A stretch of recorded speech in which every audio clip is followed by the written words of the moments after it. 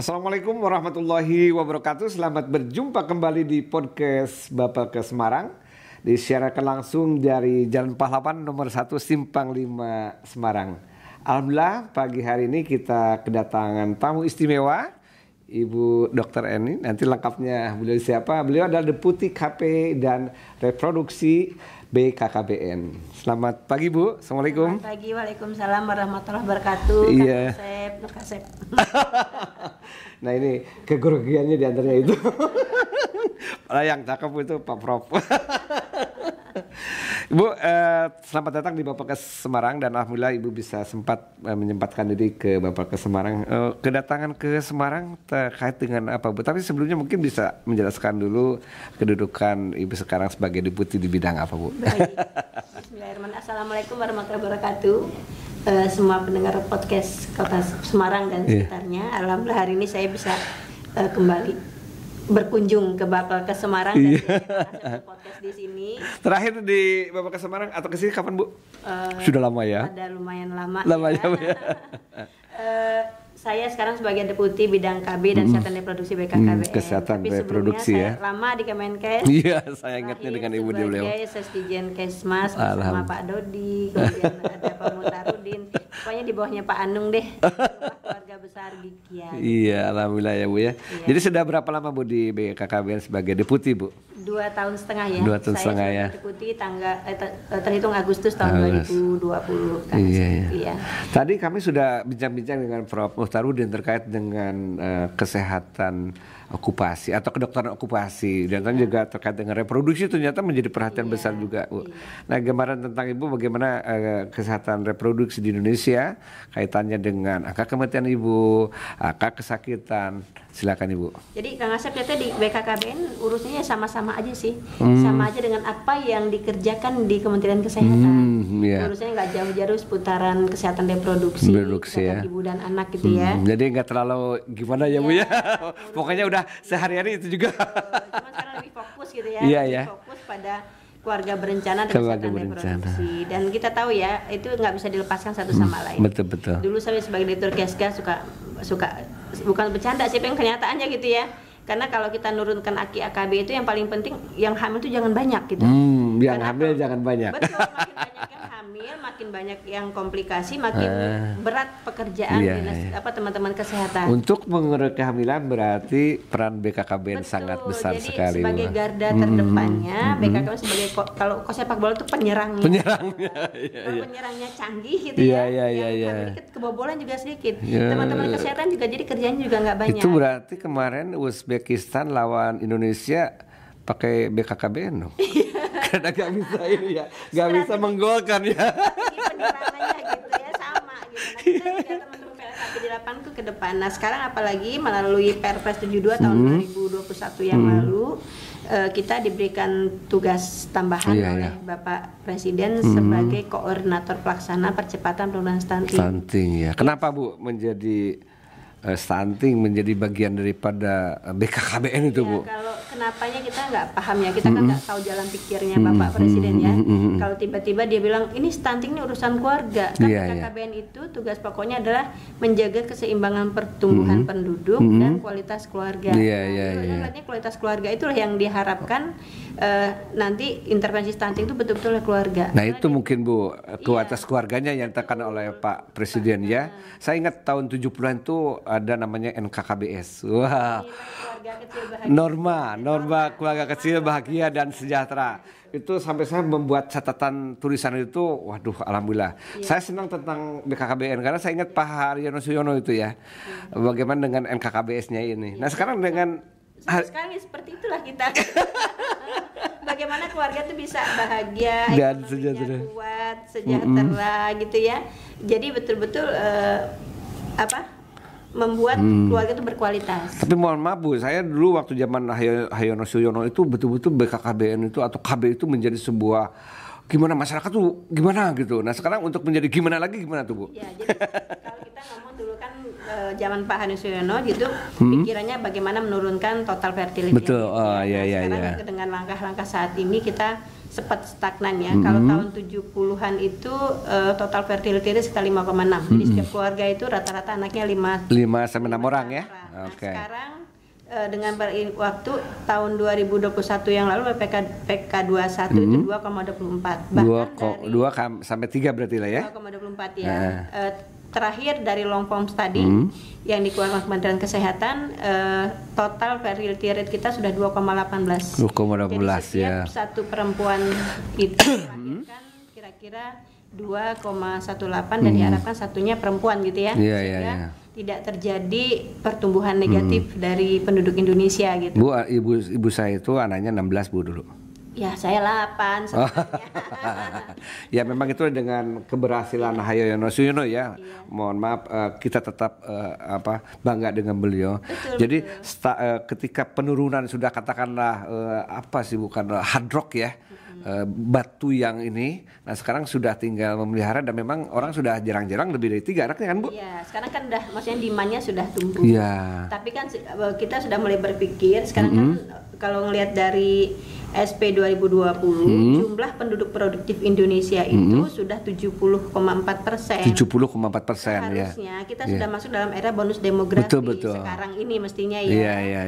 Nah, jadi kita sudah mulai berpikir bagaimana generasi ini nanti generasi yang betul-betul berkualitas. Kita tahu kan bahwa indeks kualitas SDM kita kan masih rendah ya. Masih rendah dari pendidikan juga kan udah jelas ya Bu ya. Baik. Nah makanya kita berharap setiap kehamilan itu sudah dijaga sepenuhnya supaya nanti tidak lahir anak-anak dengan resiko stunting. Betul. Mungkin agak sedikit berbeda Pak Asep kalau saya itu kan ya. Mengapa kita berpikirnya jauh ke depan?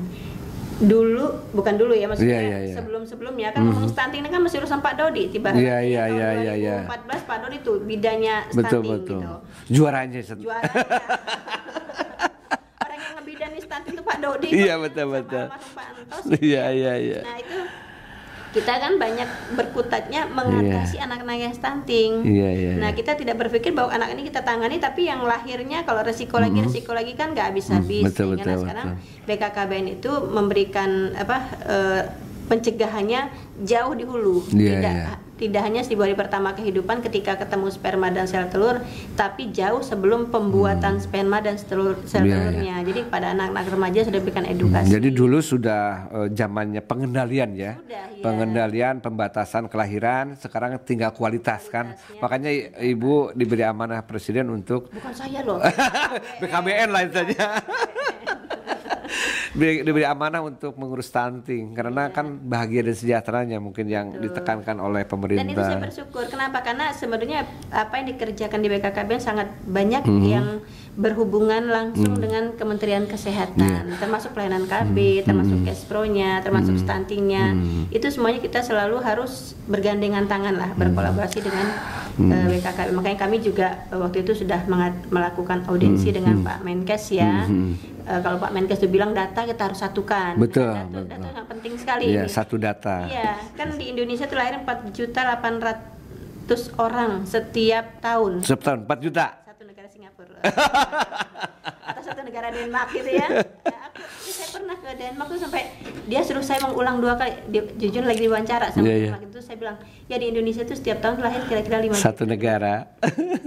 What you mean? Repeat again. Terus iya 5 juta. Terus cuma 5 million. Yes, 5 million. Kayaknya dia masih mikir 5 juta. Tapi kenyataan seperti itu.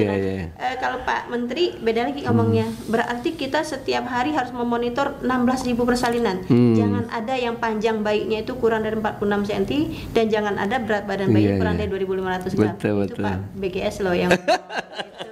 Nah sampai sekarang belum kesampaian nih data itu yang sudah kita coba utak-atik. Namanya masih Pak Dodi di Litbang, kemudian diteruskan dengan Paskasnya Pak Menteri.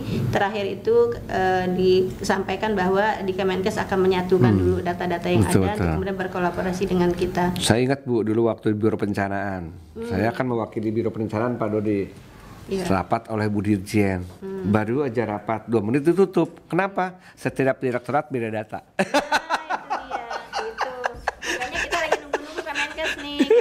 supaya datanya bisa disatukan. Betul, Tapi betul. kami juga sudah mulai berjalan sih Iya, dengan iya. pendampingan ini. Kita kan punya pendampingan calon pengantin. Kita punya aplikasi namanya LC Mil ya. Harus jujur belum semua orang yang calon pengantin mengisi ya. Iya, iya. Kalau kita katakan di Indonesia itu sekitar 2 juta pernikahan setiap tahun. Tahun lalu kami baru ada sekitar 800 ribuan yang mengisi. Iya, iya, iya, betul, Belum betul.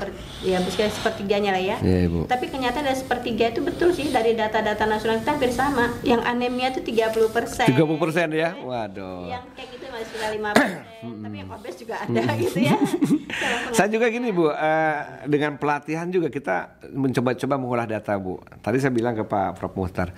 Jadi ketika kita praktek lapangan terkait dengan pemeriksaan IVA itu ternyata lumayan 10% tuh cenderung positif Bu. Iya. Itu istilahnya ini ya. Iya. Memang harus diulang lah pemeriksaannya. Aservik itu Betul. sangat berkaitan dengan perempuan yang menikah usia muda. Nah itu. Makanya pengendaliannya sudah ini Bu ya, gitu. Betul, iya. Tapi insya Allah kalau sekarang kan kelihatannya penikah muda sudah berkurang kan Bu? Dari angka kami Masih cukup besar. ini bayi yang lahir oleh perempuan umur 15 sampai 19 tahun sudah meningkat ya. Maksudnya sudah menurun maksud saya, sudah semakin sedikit. Tapi ternyata hubungan seks di bawah 20 tahun semakin tinggi. Bahkan sekarang gitu. ada data yang mengatakan umur 13-14 tahun remaja sudah berhubungan seks. Ini sangat bahaya sekali nih Pak. Mudah-mudahan ya yang teman-teman yang mendengarkan ini bisa menyampaikan ke masyarakat ya bahwa mulut rahim porsio itu kalau di bawah 20 tahun itu belum siap untuk bisa bersentuhan dengan kelamin laki-laki. Nah, itulah salah satu penyebab terjadinya CA-cervi. Ya, makanya mungkin juga pendidikan agama apa Ibu ya harus lebih ditingkatkan lagi dan sebagainya. Tapi ya sekarang dari Kementerian Agama juga sudah sangat mendukung ya. Mereka juga mengeluarkan peraturan terkait bahwa setiap calon pengantin harus dilakukan pemeriksaan kesehatan dan juga harus mengisi aplikasi LC Mil gitu. Bu, saya ingat waktu zaman COVID ya, ketemu dengan Ibu dalam rangka persiapan waktu itu pelatihan vaksinator ya. Iya. Yang berapa ribu tuh waktu Ibu dilatih oleh kita bersama kita ya, Bapak Kes ya sama BPK. Banyak sih, 400 ribuan ya. Iya, iya. Karena kita kan waktu itu memang mendapatkan tugas dari Menko Equin untuk membantu juga. Iya, kita sebagai membantu ya. Iya, iya, betul. Membantu untuk pelaksanaan pelayanan vaksinasi. Karena beliau juga sama, karena kita pendekatan di keluarga kan, bahwa banyak keluarga yang menolak gitu sehingga tetap tapi tenaga pelaksananya ya bidan-bidan juga. Iya. Kami bekerja sama dengan IBI, kemudian pelatihannya dilakukan oleh jajaran Bapelkes, sampai semua Bapelkes harus dilibatkan gitu ya, karena semua provinsi harus kita latih. Alhamdulillah kami dari vaksinasi tersebut bisa membantu sekitar 36 juta yang tervaksinasi ya. Melalui anggaran yang disalurkan oleh BKKBN. Pelaksananya siapa ya bidan juga. Dan alhamdulillah Bu, ternyata Bapelkes Semarang juga berkelanjutan Bu dengan BKKBN provinsi alhamdulillah untuk beberapa pelatihan termasuk terkait dengan pelayanan kontrasepsi untuk dokter dan bidan Ibu. Ya, alhamdulillah. Nah ini terkait kolaborasi Bu untuk penanggulangan yang atau tadi amanah dari Presiden untuk stunting Bu ya. Kami punya pengalaman dan saya juga menyampaikan ke Pak Menteri yaitu kolaborasi dengan TNI Polri. Kita mengenal namanya serbuan vaksin kemarin ya setelah dilatih oleh kita. Nah tapi saya juga dengar kemarin TNI pun turun Bu tentang stunting. Nah ini kolaborasinya gimana Bu sekarang untuk upaya secara nasional menurunkan stunting itu Bu? Betul. Jadi kita tahu bahwa melalui Perpres itu kan hanya 9 kementerian masuk dalam Perpres. Tapi secara perintah Bapak Presiden kan menugaskan semua kementerian dan semua lembaga itu ikut terlibat dalam penanggulangan stunting. Jadi kita ini kan karena langsung dari Presiden otomatis dari mulai Panglima, Kapolri, Kasat, Kasal semuanya juga merasa ini tanggung jawab bersama gitu. Betul. Nah ini bukan kami ya, maksudnya kita manfaatkan sebagai kekuatan untuk bisa membantu pelaksanaan percepatan penurunan stunting. Intervensinya apa ya, banyak hal termasuk pelayanan KB. Tahun 2022 kita bersama Pak Panglima yang lama ya masih Pak Andika bersama Ibu Hetty itu kita melakukan roadshow di 12 provinsi. Mereka bawa pesawat AU sendiri. Wah, itulah. Umur saya belum pernah naik pesawat AU. Ternyata pesawat pokoknya aduh luar biasa ada ruang VIP dan sebagainya. Tapi bukan itu maksud saya.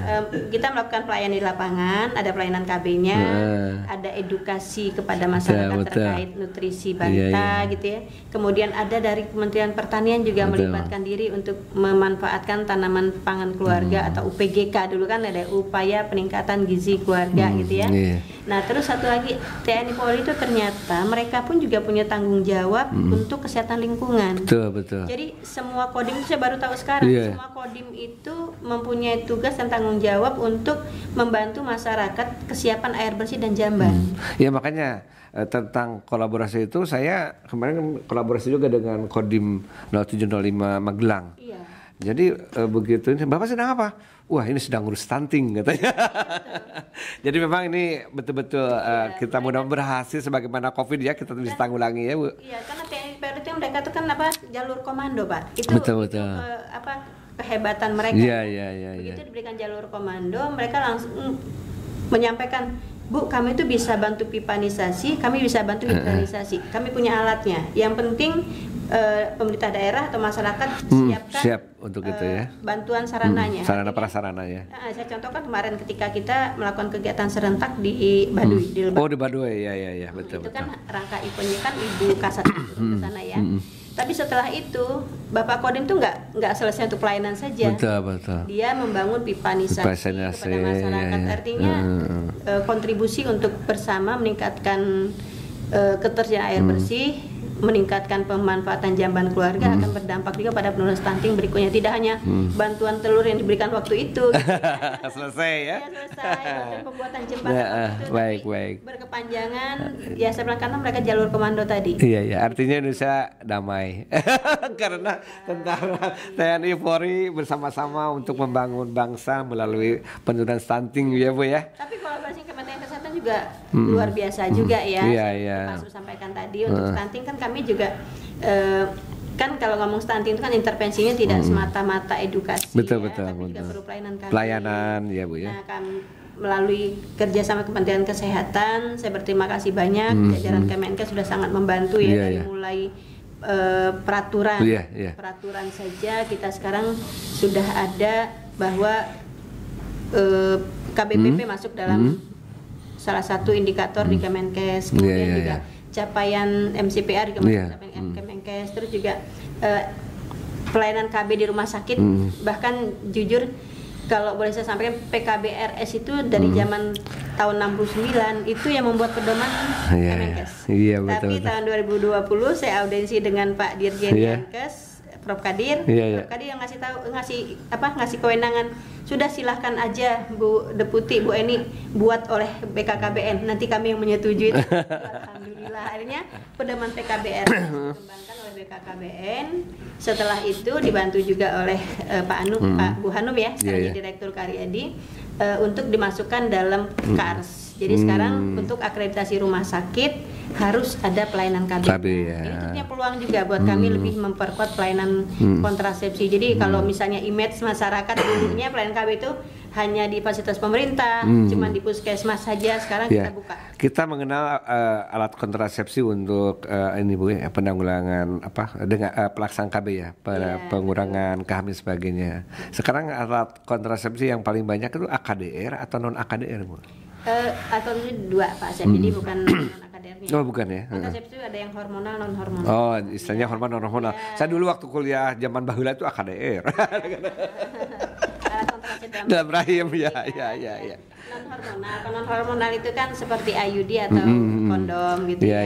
Kalau pilihan secara medis karena saya sebagai dokter itu yang terbaik karena dia tidak akan mengganggu siklus hormon seseorang. Tapi sekali lagi karena ini prinsip kita kan hak ya, menggunakan kontrasepsi itu kan pilihan masyarakat. Betul. Dia memilih apa gitu ya.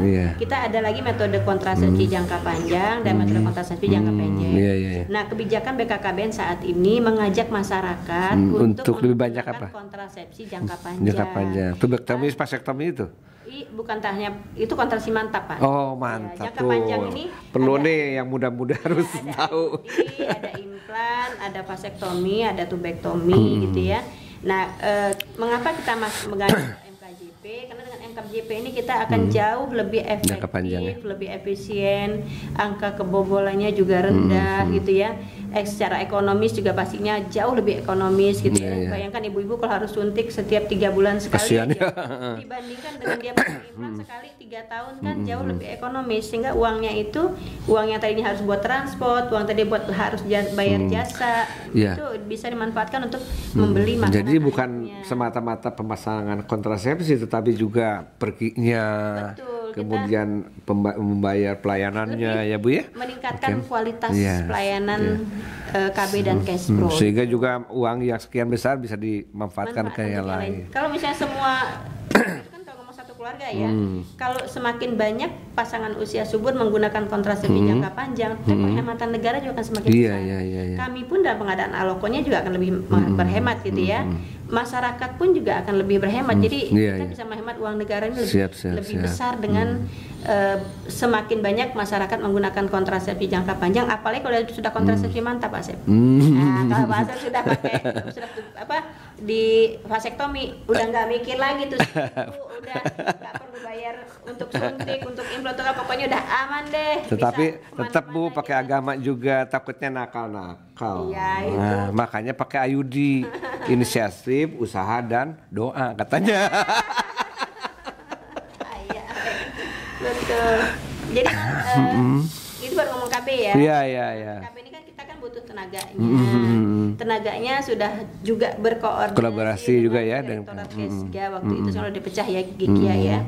Alhamdulillah dari Direktorat Kesga sangat mendukung juga. Jadi pedoman pelatihan kontrasepsi itu udah satu, udah nggak ada lagi nih punya BKKBN, punya Kemenkes nggak, sudah satu modul ya. Dan itu sangat komprehensif, sangat berkualitas, sehingga kami waktu berbagi loh Pak Sep, berbagi, dan Direktorat Kesga kan karena Kemenkes juga lebih banyak ya. Kemenkes yang lebih banyak dong, kami dikit aja. Tapi gitu. Banyak juga udah pensiun Bu. Kita melatihnya 5 provinsi, yang 19-nya oleh Kemenkes gitu ya, sehingga 5 provinsi itu kita yang di anggaran BKKBN gitu. Pelatihannya TOT. Nah sekarang sudah mulai pelatihan di lapangan. Nah pelatihan di lapangan ini melibatkan para, kan kemarin sudah TOT tahun lalu ya, jadi sudah punya pelatih-pelatihnya, juga melibatkan teman-teman JNPK, spesialis kebidanan, para bidan-bidannya senior gitu ya, sebagai pelatih. Nah sekarang tinggal melatih pelaksana ya, sama dokter ya. Bidan Indonesia itu banyak banget. Berapa ribu? 105.000 kan salah ya? Dari data itu 700.000. Oh 700.000? Iya. Waduh, tapi yang terdaftar di KTKI itu baru 400.000. Jadi banyak bidan-bidan yang nggak praktek, tidak praktek gitu ya, 400.000. Dari 400.000 ini yang praktek mandiri, yang terdaftar sebagai praktek mandiri bidan itu baru sekitar 60.000-an. 60.000 ya. Nah, yang bekerja sama dengan BKKBN itu masih sedikit, baru sekitar 36.000. Baik Bu. Bu, terkait dengan KB Bu ya, peran daripada bidan terutama. Kemarin kami ngundang juga bidan teladan, bidan D5 di tingkat Jawa Tengah, juara pertama. Nah ini pembinaan terhadap bidan D5 sendiri gimana Bu? Kalau BKKBN memang ini ya, berkaitan erat dengan bidan. Kalau istilah kami itu ada KB, ada bidan. Ada KB, ada bidan. Ada bidan, ada KB. Ada bidan, ada KB. Satu lagi nih sekarang, bidan bukan siapa-siapa. Tapi kalau nggak ada bidan, BKKBN nggak ada apa-apanya. Lah iyalah. Iya. Suntikan KB, pelayanan KB, 80% pelaksana pelayanan KB itu bidan. Dokter-dokter nggak banyak Pak. Saya aja walaupun kadang-kadang praktek itu belum tentu ada pelayanan KB gitu ya. Tapi kalau bidan tuh dia memang 80% oleh bidan gitu. Sehingga kami pun harus